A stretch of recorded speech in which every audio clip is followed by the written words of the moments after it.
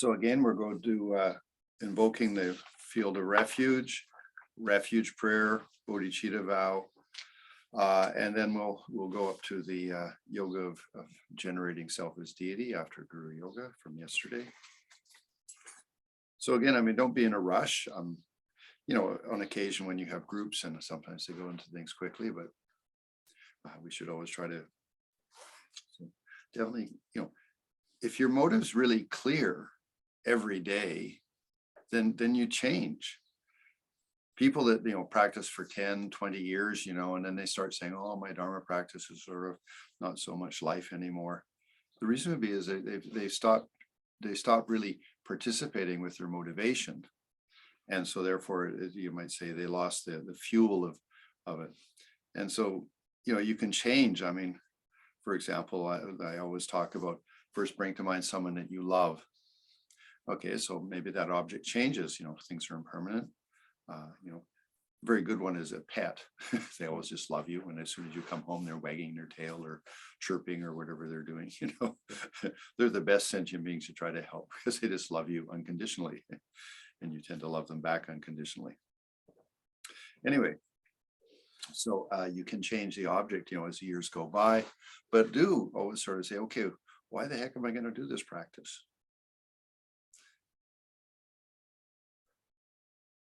It's because when we just sort of go into, you know, I take refuge in the Buddha, Dharma, Sangha from now until life, when I work for the benefit of all sentient beings, may all beings be happy. And there's not much feeling there other than you got the words memorized from 15 years of doing it. That's the problem is that you're not participating anymore. And then what is, it's just mindfulness. That's where, you know, I'd say 90% of our practice just has to be mindfulness. And if we're mindful, then all the things we do and say, they have meaning, impact. And I explained earlier that, you know, if you want to make a big impact on your mind, okay, I mean, you have an idea, that's a small impact. You include your voice, it gets bigger. Include your body, it gets even bigger. And that coincides with the teachings in neuroscience. I have a friend that always loses her car keys. So every time she puts her car keys down, she has to clap or slap herself in the face like 3 times, just because she'll remember, oh, that's where my car keys are. So that's coming from, you know, neuroscience. Well, in Buddhism, we have the same thing, you know. So you're going to say a prayer where you put your hands up, you tuck your thumbs inside, that's bodhicitta. And as soon as you do that, whatever memory you have of bodhicitta then comes to the surface. You might say you invoke your bodhicitta. And of course, if you're just doing it because you just remember the prayer, blah, blah, blah, okay, there's not much karma there.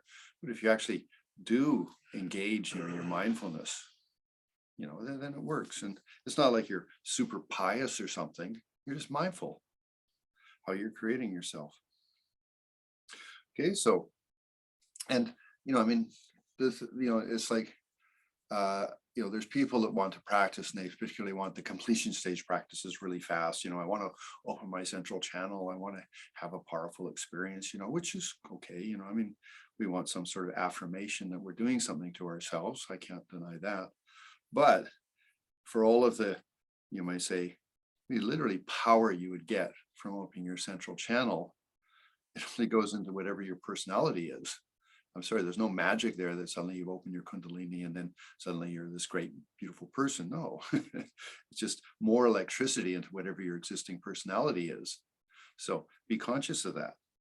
So sometimes, you know, I talked about Kundalini trauma and, you know, it can happen one just sort of spontaneously. There's all sorts of people that have their Kundalini rise, or you could say their tumor, their psychic, their central channel open, you know, and then it's just sort of like they have to deal with it with Prozac or Librium or something like that. You know, but for us as a spiritual practitioner, you know, it can happen just due to the ripening of karma. But what you want is it to to ripen when you have some maturity in your practice, so then it actually goes in the right direction. So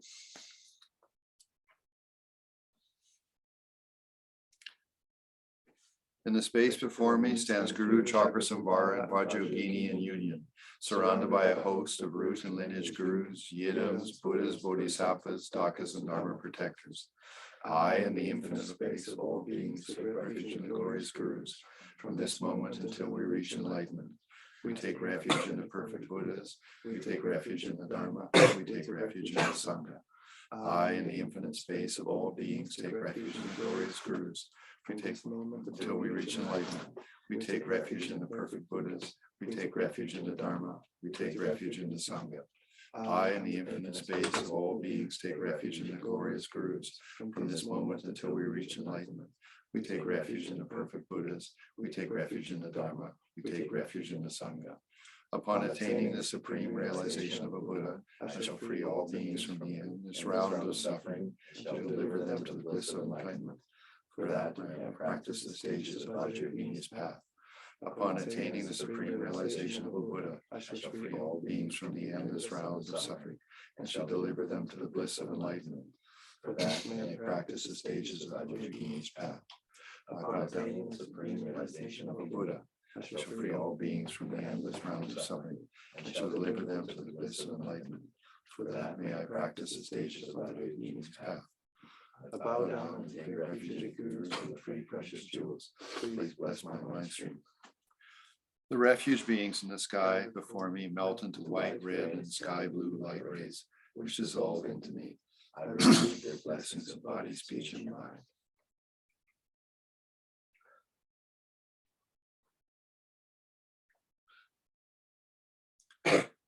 You do the quick version of going to the void. Remember, ultimate perspective on void. Relative perspective would be phenomena still appearing, but in this case, it's the ultimate perspective.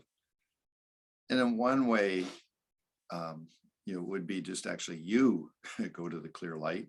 The phenomenal world around you could stay, but I guess you could say that like the whole universe sort of quickly dissolves. You go to the clear light. And then like in 1 second, it sort of reboots and suddenly there's all of the pure land and such. But no, the Gurus, because they've absorbed inside of you. Instantly I arise as the Venerable Vajrayogini.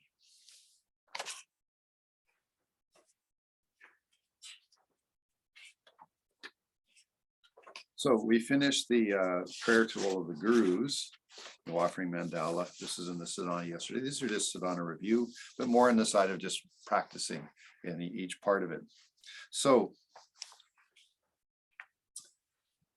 remember when you say sort of instantly I rise as the Venerable Vajrayogini, that comes with that then comes connotation or the parts of what she is. And that's where from my point of view, it's so important to this continually recognize I'm for the benefit of sentient beings. They often say in Tantra that, you can go up or you can go down to sort of a bamboo tube, and you go up to heaven or you go down to hell, or up to the Pure Land or up to enlightenment, whatever. But, we're well educated. I remember the Geshe Owen Darge, my first, he was one of the first Geshis I had teaching me. He said, oh, the voidness is really difficult. You'll never really understand it very well, And sort of I thought, gee, we've all had a minimum like 12 years of education, possibly 4 more years of university, maybe more than that, plus things. And when you looked at sort of the Tibetan culture, there was no public schools.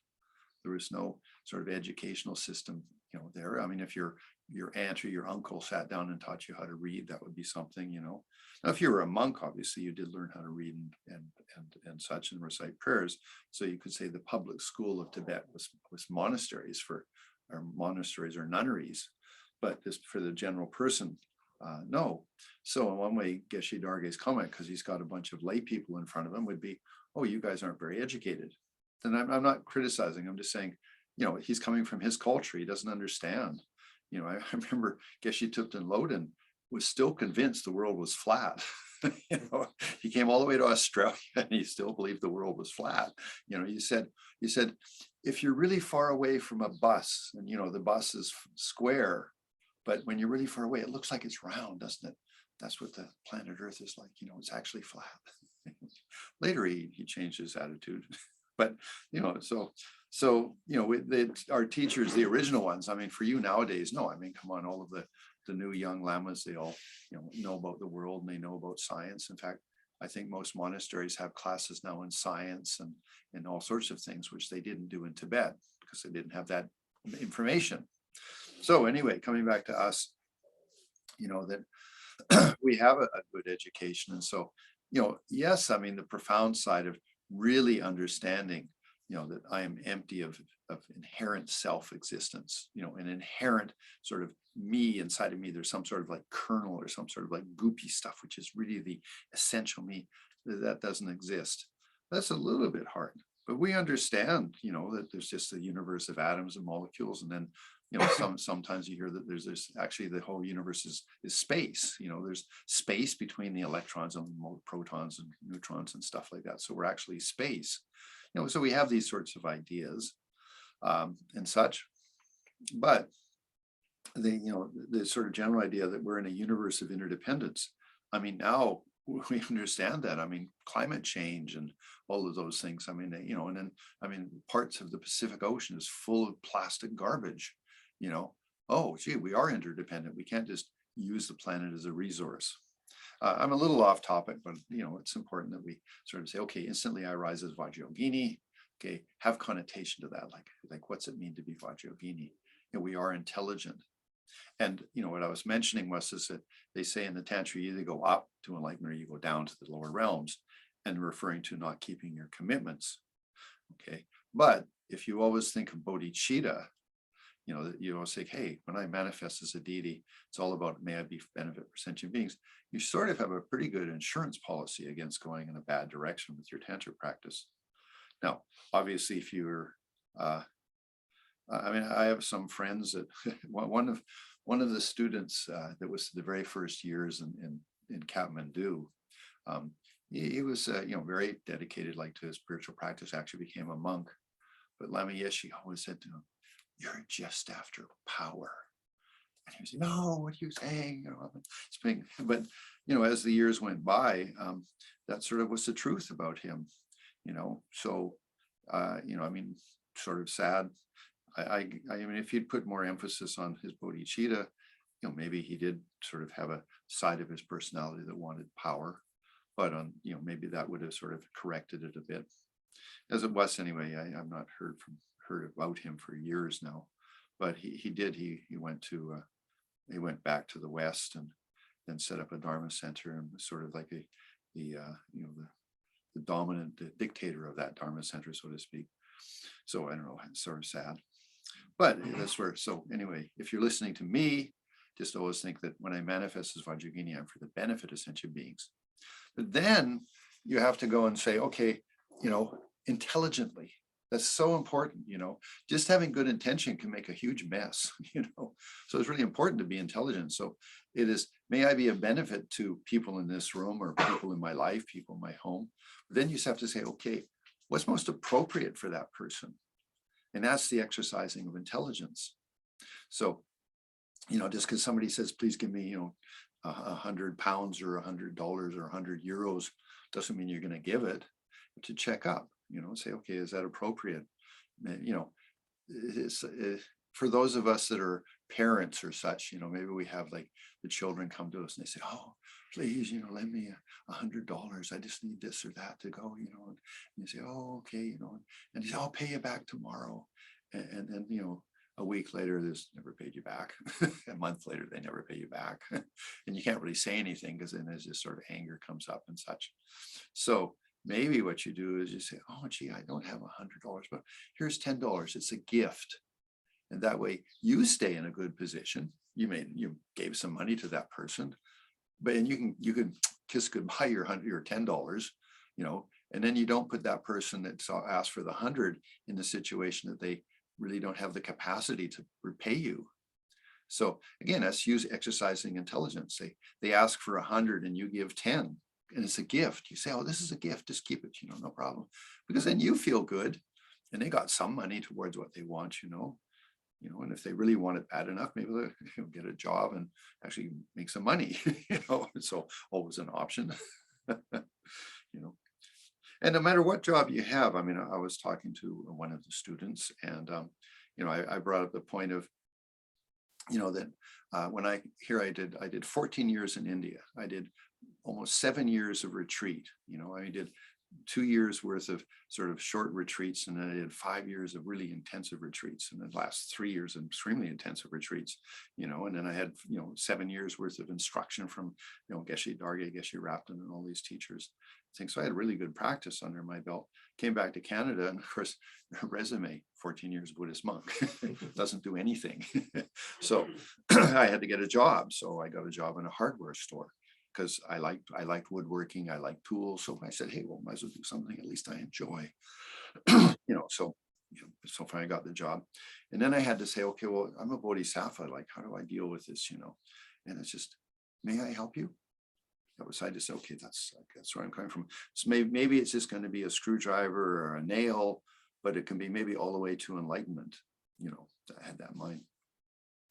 And what was interesting is that there was a fairly big native community in my area. It's the Cowichan Band, and they're very spiritual.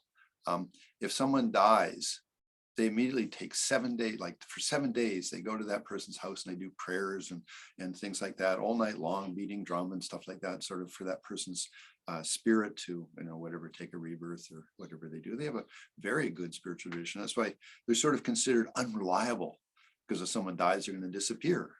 But it's with their spiritual life is very strong. It's not like, how much money they're making and it's a 5-day work week. So it's a different culture. So I just remember that they would come in the store and you'd immediately feel this sort of nice connection with them. That was very, very, very sweet. Anyway, so just like, may I help you?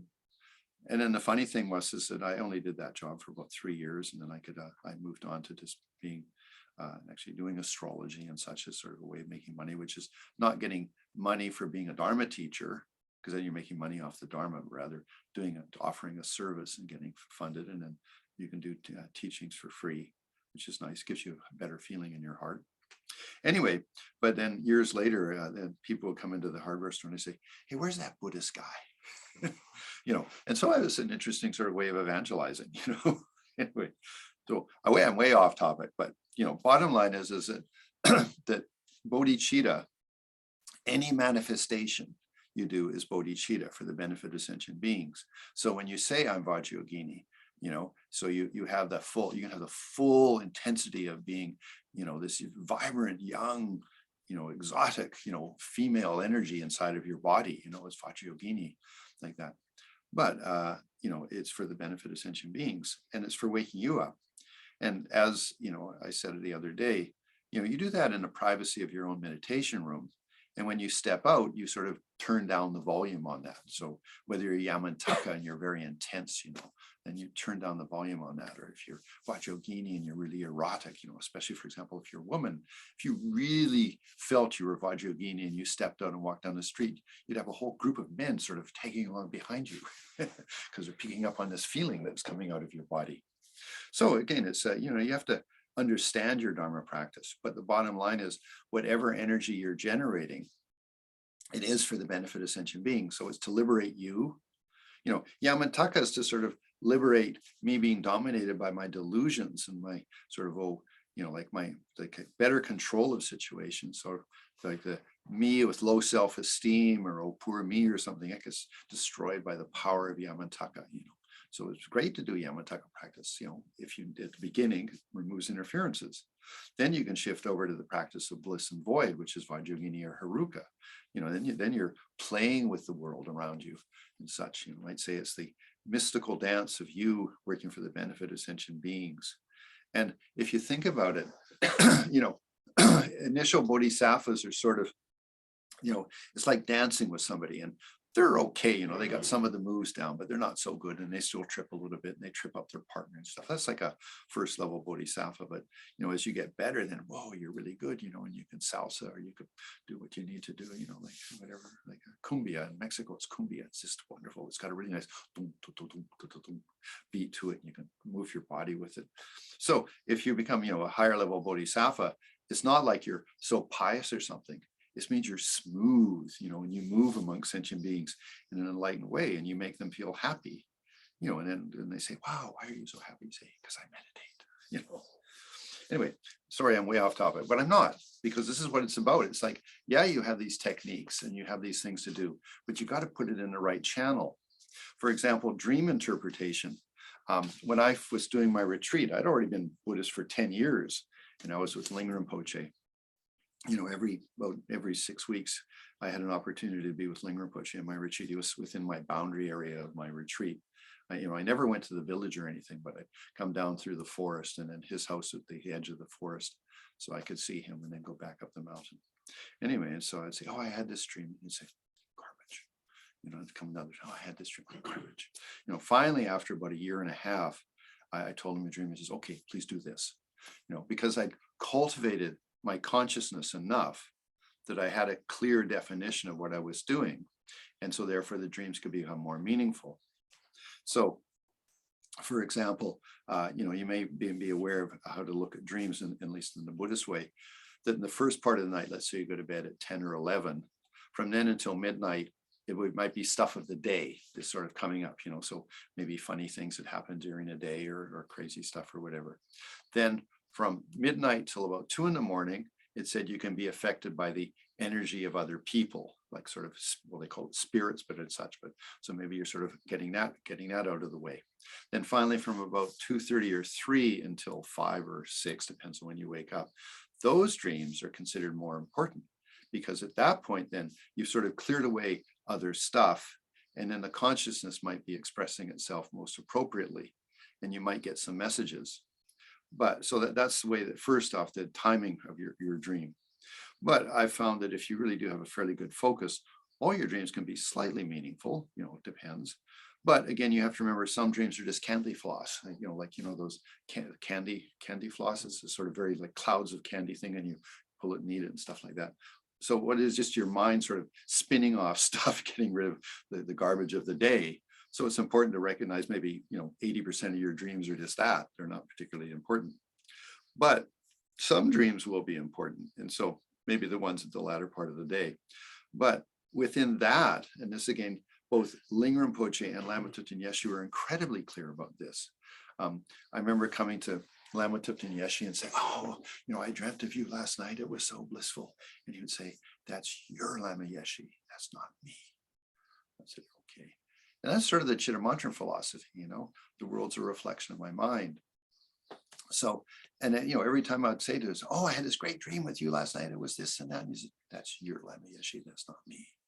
And then Ling Rinpoche said the similar thing. He said, it's like your own consciousness, I say, creating things. So what you really should understand with that is it's your attitude as a creator of the dream. If you reverse it, you become neurotic. Meaning, as you say, oh, I had this dream last night, maybe something bad's going to happen, blah, blah, blah, blah. Then you're neurotic, like you're exaggerating things. And yeah, maybe dreams can give you some warning, but you really should understand my attitude created that situation. So you put it as, okay, the dream I had last night from my attitude. Was I bodhisattva? Was I in harmony with reality? Was I seeing sentient beings in a positive, constructive way? And so the dreams then become signposts. So you can think of it like if you're driving down the road, you're going to go to, London, okay, because we're in England. Okay, it's not like every time you see a signpost, you stop, get out, pull a signpost in, put it in your car, and then carry on. That's ridiculous, It's just, oh, I'm on the right path. That's a signpost. That's what dreams are like. They're like that. And if you start doing something inappropriate, maybe you have a dream of, you go into a dark place, or suddenly the road's very difficult or something, maybe you're on a detour. So your dreams give you the signpost, oh, I'm on a detour right now, or maybe I'm going in the wrong direction. I remember one single lady that was doing retreat. She was doing a Vajra Yogini retreat and stuff, and she completed it. But in her dreams, she was single. And so anyway, in her dream, she dreams that like she's going down a road, but all the men, there's lots of very handsome men, they're going the other direction. And she thinks, so what's this all about, And I said, well, maybe your motivation is about just finding a boyfriend, but you're going in the wrong direction for the Dharma practice. If you turned around and walked in the same direction as them, maybe that means Dharma practice. You might find that you have a lot of men in your life, maybe, I don't know. But that's the, again, sign that, okay, if you're on a road and everybody's going the other direction, maybe you have to check out what you're doing. Attitude. So dreams can be very beneficial for you. I'm talking about this now. I mean, it's just a review of the Sadhana, but it's some of the things that maybe I can't talk about when I do the commentary. But just there are things. So I instantly appear as Vajrayogini. Context, like what's that mean to be Vajrayogini? What's it mean to be Yamantaka? Okay, working for the benefit of sentient beings. Yamantaka has 34 arms, and so he's got lots of capacity to work with situations, lots of tools. It's a symbolic of that, and if you identify that, it's having things in your life sort of remind you. So like, for example, the Vajra and the bell, you pick up the Vajra and the bell and you remember the bliss and the void, technique and voidness, or technique and wisdom, they remind you of that. Okay, so that you could say those objects invoke that in you when you touch them. Okay, so when you become Yamantaka and you become a little bit familiar with, maybe then he has a spear and he has a bow and an arrow and he has a sword and he has a damaru and he has a shield and things like that. It's the thing, like lots of techniques. So it said like the right hand strike and destroy, the left hands hold the victories that Yamantaka has attained. So again, it gives you some context. And then with Yamantaka and with other deities, sometimes they have an elephant skin. Well, I mean, so he's stretching an elephant skin up behind him. So, elephants are supposed to represent sort of the ignorant and, intensive mind of attachment, but essentially sort of that. Well, how strong would you have to be to pick up an elephant string? You have to be massively strong because it's a huge thing, So that's like, I'm able to skin my ignorant mind, and yet I can wear it as a cloak on my back, Let's say I'm going to talk with the elephant. And again, that's more Yamantaka practice. So Vajrayogini, she doesn't have an elephant. She's just in the middle of fire and bliss and such like that. And then again, she cuts open reality.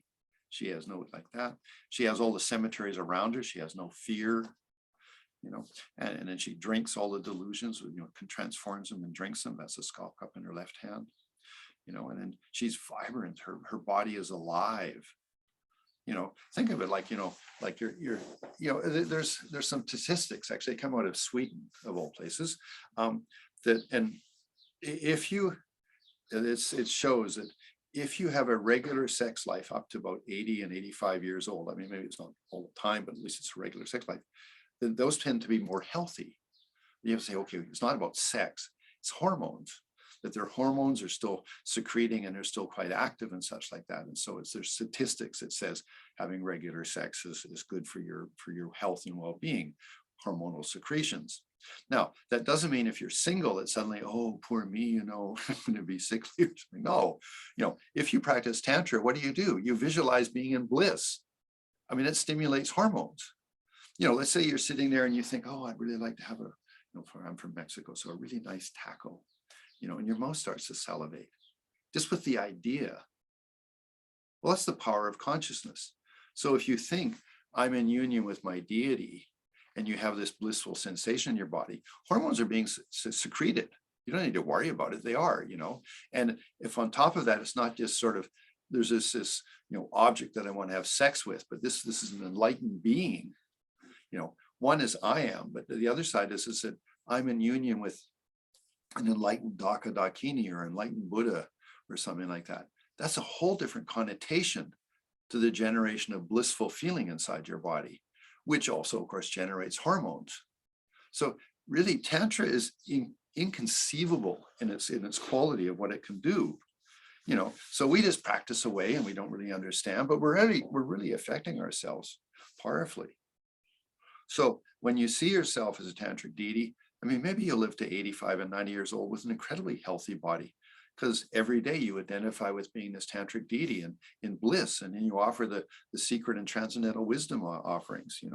Not that you should go into it with an incredible intensity. Maybe you just make yourself a bit, too emotional, but it's the blissful happiness that you generate. Good feelings in the body and such.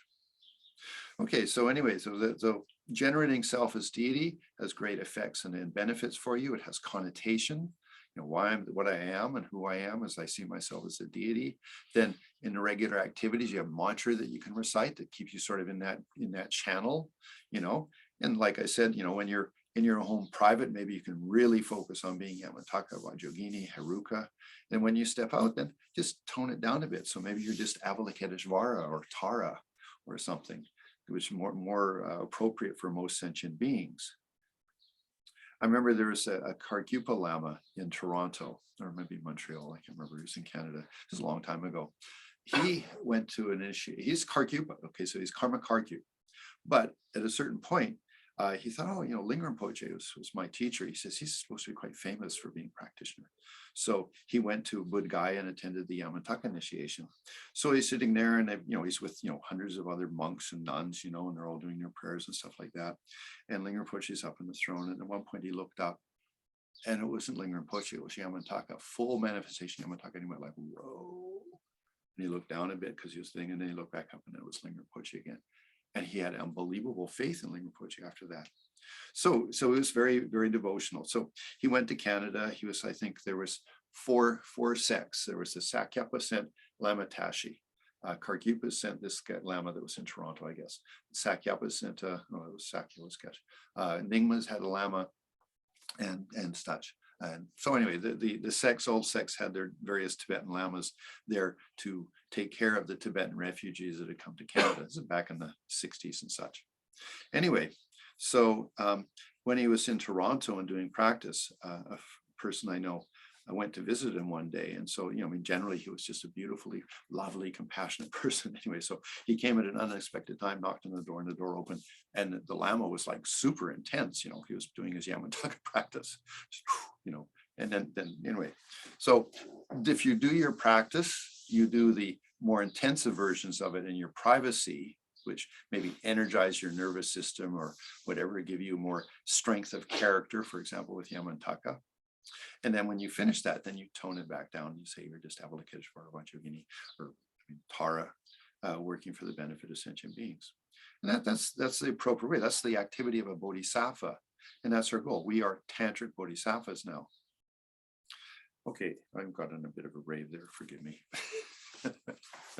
But, try to make your practice live. We only have one more day, so good to sort of look at your Dharma practice thing. So we have we've received the initiations from the gurus. The Vase initiation is a transformation of your 5 aggregates. The wisdom initiate, the secret initiation is the nectar that makes all your chakras and nerve channels very clean. The wisdom initiation is the bliss with voidness. And the word initiation is the unit, like puts it all together in a nice neat package for you. Then you do the prayer to the guru, and you feel all the lineage gurus go and absorb into finally your guru right in front of you. Then it absorbs back to Vajra, Buddha Vajra Dharma in the center.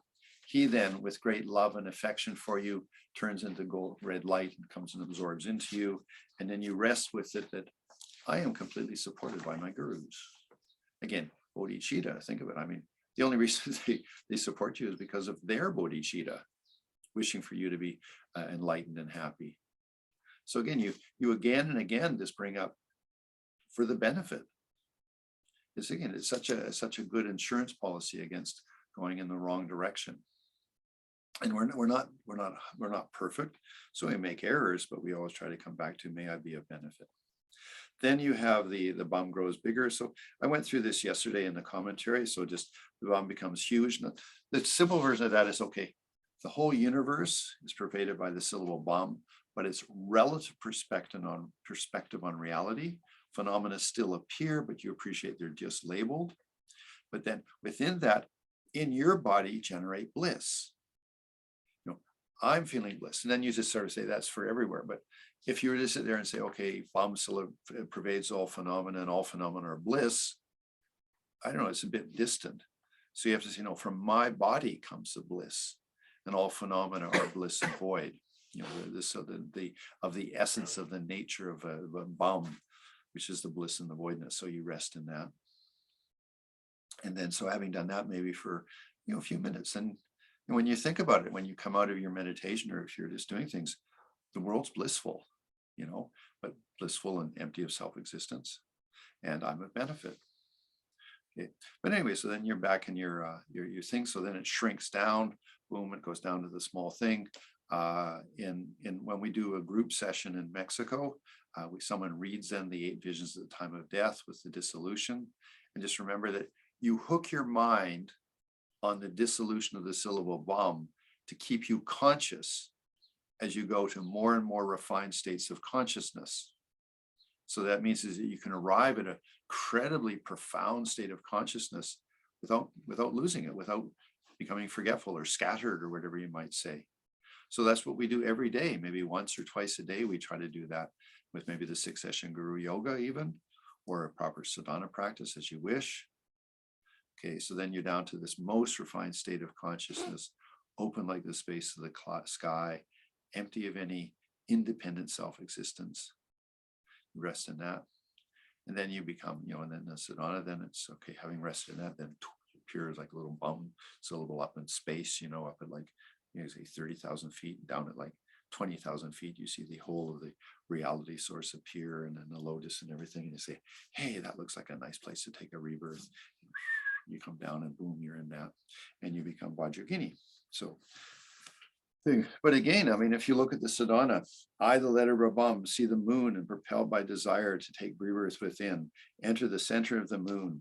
The light rays radiate the moon, the Bam and the mantra garland. All beings and environments are transformed into the reality of Vajra. There's your bodhicitta again. Light rays come back and dissolve into the Bam and the mantra garland, which transforms the living and environmental mandalas instantly perfected. Again, there is the universe of the Vajra fence. So now you do this review, just the Vajra ground, fence, roof, and canopy. Outside is that blazing mass of rainbow flames swirling counterclockwise. Within the midst, the 8 great cemeteries. That's inside of your Vajra floor and wall and ceiling and such. The 8 cemeteries. And remember, if you study the Yamantaka Tantra, it'll give you the definition of what all the cemeteries. They represent samsara, one thing, the suffering nature of samsara. But Vajrayogini has them inside of her protection wheels, meaning she's really capable to deal with it. She's not afraid of them, or just hasn't expelled them out. Okay, because she's much more engaged. Okay, so that and then it represents, for example, the tree in the cemetery, and all 8 cemeteries have a tree. That's your central channel. At the top is a god, for example, Indra, and the bottom is his vehicle, an elephant. If you'd look at the southern cemetery, it's got Yama at the top of the tree and then a buffalo at the bottom of the tree. If you look at Ganesh, he's on the north side. At the top of the tree is Ganesh. At the bottom of the tree, I think it's a rat or a mongoose or something like that. There's more Indian, India deities. But Geshe Dargi always said, just feel that also includes all the deities of your country. So if you're living in Sweden, all the deities or all the entities of Sweden are there, included, whether it's the north, south, east, west, or the intermediate directions, like that. Anyway, but it represents your practice. The deity at the top is your upward moving wind. The deity at the bottom is your downward voiding wind. And so, again, what does it mean like upward moving? Well, when you swallow all of the movement of your throat and stuff and the thing passing down through into your esophagus, that's the upward moving wind. That's its sign. If you're sitting on the toilet and you defecate, that's your downward moving wind. When you're sitting there waiting to pee and then finally you sort of feel all things and then you start peeing, that's your downward moving wind. So you have to recognize it. It's not like some mystical thing. It's what helps you swallow it, what helps you pee. There's 5 of the major winds. I won't go into the details, but the ones you primarily work with the psychic heat is the downward or the upward moving wind and the downward moving wind. You try to pull them together in your abdomen and create psychic heat. Okay, anyway, that's the cemetery and what they represent. So again, connotation. So when you look at it, yeah, this is samsara, but within samsara, I can practice the Dharma. Except for the front, and then I have the Bliss Swirls, and again, the Bliss Swirls. They have 3 parts in them, and there's 4 of them. Oh, no, there's 4 parts in them, and they have 4 of them. So that's 16. So you have the downward moving bliss. So you have from the crown to your throat bliss, throat to heart bliss, heart to stomach bliss, bliss to your genitals bliss. Okay, those are 4. But actually, they say if you get a little bit more sensitive, you can have the 4 from the crown to the throat. So it's bliss, greater bliss, woo bliss, and wow bliss, so to speak. I mean, use sort of Western words. Okay. So then what you'd have from your crown to your throat is, oh, bliss, woo bliss, wow, the incredible bliss, wow bliss. And then you do the 4 there. So that's where you get the 16. Okay. So that's what the bliss swirls are. They're spinning. So they represent the bliss within your nervous system. Okay. Anyway, just a bit of meaning. So what you're inside of that, the 4 corners of your double stack reality source are those blisses. The front and the back are empty. Then in the 8-petal lotus, red in the 4 cardinal directions, yellow in the front to your right side, back to your left side, and then green and black. Those are the size of the petals, and they're big. They say that the lotus that Vajrayogini stands on should be, the sun disk that Vajrayogini stands on is a span. And then each of the lotus petals is a span.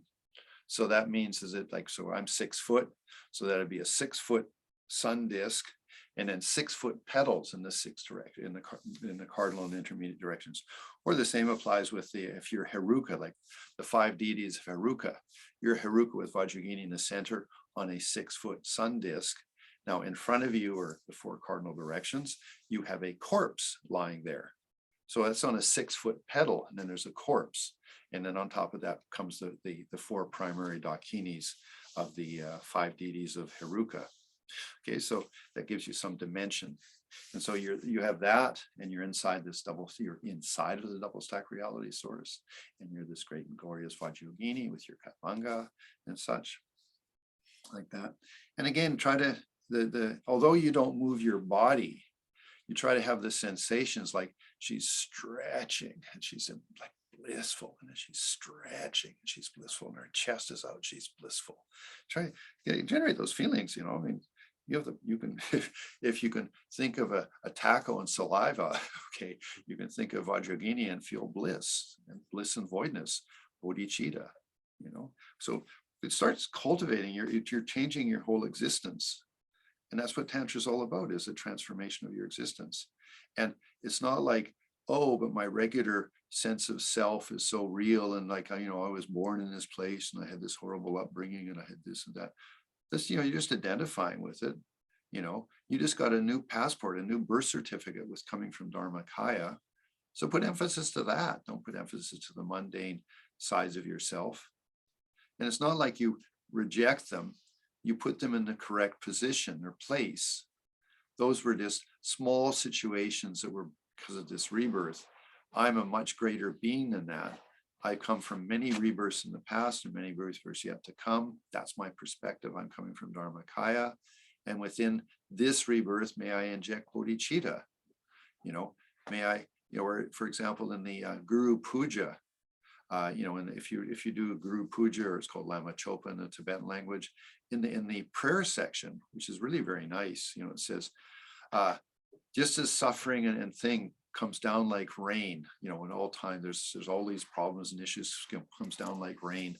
He says, may I take all these situations and put them in my path, that I completely transform them and change them, so that they're not like to be, scared away and run away from, but rather I embrace them. And, again, there's this whole thing of like, if you can touch suffering, so whatever your particular suffering might be, okay. Now, if you just me with this suffering, it's miserable. But if you then take your mind and say, well, gee, okay, this is really painful, wow. And then you take your mind and you put it on other people that might have this, like COVID, other people have COVID. And you're like, whoa, I understand their suffering. Why? Because you've had it. You know what it's all about to have COVID, like, wow, how miserable. Or diarrhea. Let's say you have diarrhea, you know just how painful it is in your stomach and your, the cramping and all of that. So rather than, oh, poor me, I have diarrhea, I've got these cramps, you turn around and say, and what is it? You put your mind in another object, in this case, sentient beings, and you understand them. Even if you don't have anybody in the room with you, you understand them. And you say, whoa, I understand your suffering. And your heart goes to them. I have a lady friend that died. She was very, very special. Her name was India Trinley. she lived in Canada. She's an American. She went to India, lived there for a long time, actually married a Tugul, Sherpa Tugul. And then she came back to New York. The marriage didn't work because there was a lot of cultural differences there. She finally ended up living in Canada. And she was a good friend of mine. Anyway, and then she got breast cancer. And so she had her breasts removed. And she said, like, I had a nice body, and suddenly I've lost my breasts, and sort of my identity as a woman got diminished. And then she said, well, poor me, I don't have breasts anymore, And then she said, wow, because she'd been practicing a long time. She said, I understand all the women with breast cancer. And especially if they had a mastectomy, I understand them. And she said, just love came out of her because she started to understand what they had experienced. So that was the first thing. So she said, well, I found, wow, this Tonglen's really powerful, and it's not like I have to sit, I inhale all these women's sufferings and I give back happiness. No, I just have to recognize they have suffering, so that she said, that was the thing, that it's not like, all these, intellectual visualizations. It's just a cognition. I understand your suffering. So she rested in that, and she'd do breathing. She'd say, I understand you. And then, wow, I love you guys. I understand you so well. It was very powerful for her. Then her cancer came back again, and this time it was going to kill her. And she said again, like, wow, I'm suddenly stuck with, I'm dying, and I've got a husband in front of me it's her second husband, his second wife. His first wife died of cancer, so wow, she said, it was so sad. I mean, here my dear husband is a really nice guy. He has got to go through 2 women dying of cancer. That really sucks, But again, she said, why? I understand him. So again, her love to him, that's what went to him. But then also she had all the women that died from cancer. So instead of, oh, poor me, I'm dying and I'm leaving my husband and all that sort of stuff, she said, wow, I understand these women. A little harder because it's death. But she said, well, I understand you. And she sent back love to the spirit. Anyway.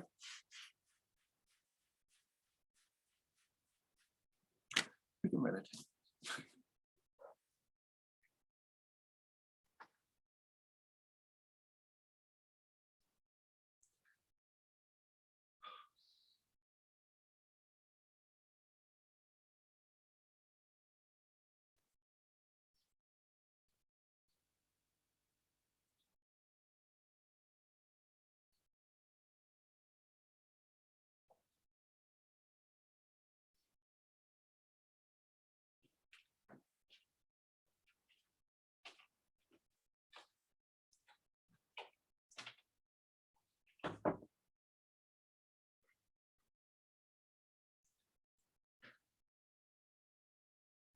Okay, we can stop meditating. Just have to go through a certain amount of emotion. And I didn't mean to do that. It's just sort of talk about emotional things and you get emotional. Okay, anyway, so we're talking about becoming Vajra and then the Dharma practice and try to make our practice real. Then we had, of course, so we became the deity. We do the purification of all sentient beings. And then we bless our nervous system.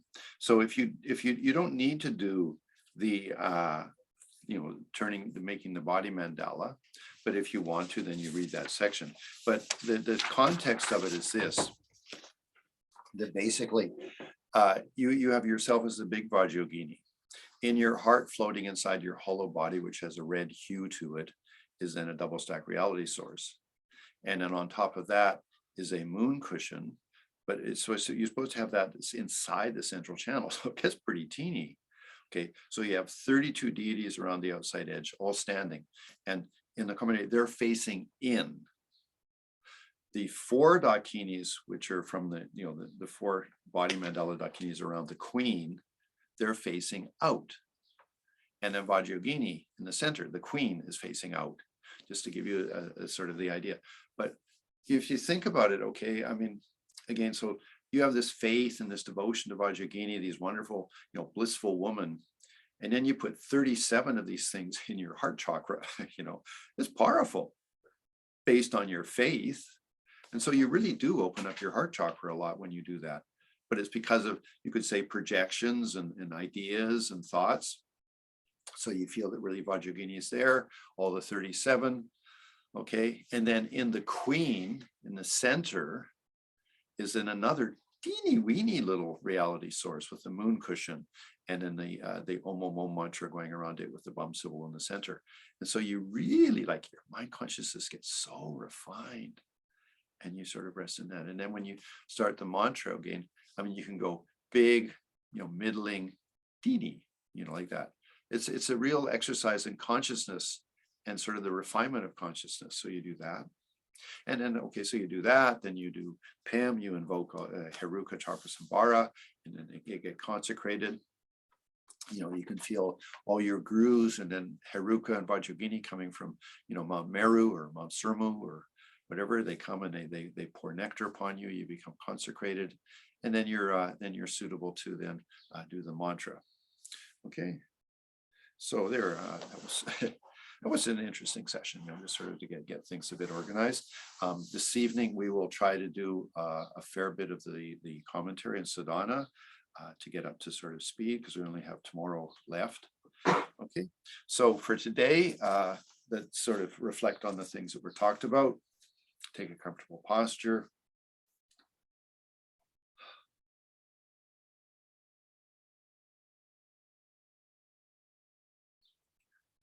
And just go through whatever seems to be most appropriate for you being Vajra.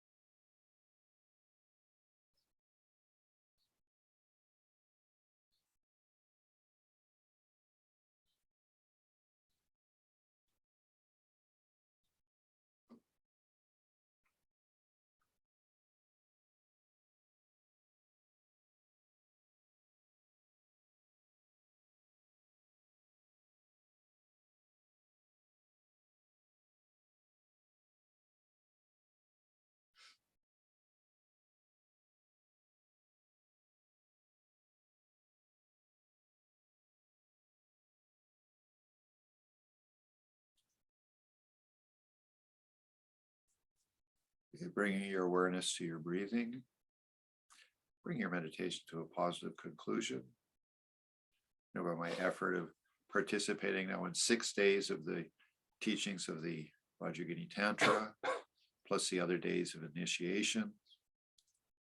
I dedicate all that to becoming more enlightened. And what's the meaning of that? It's my offering for the benefit of all sentient beings. And may our teachers, all of our great teachers, may they live long and healthy lives. And may there be peace in the world. Okay, so thanks very much.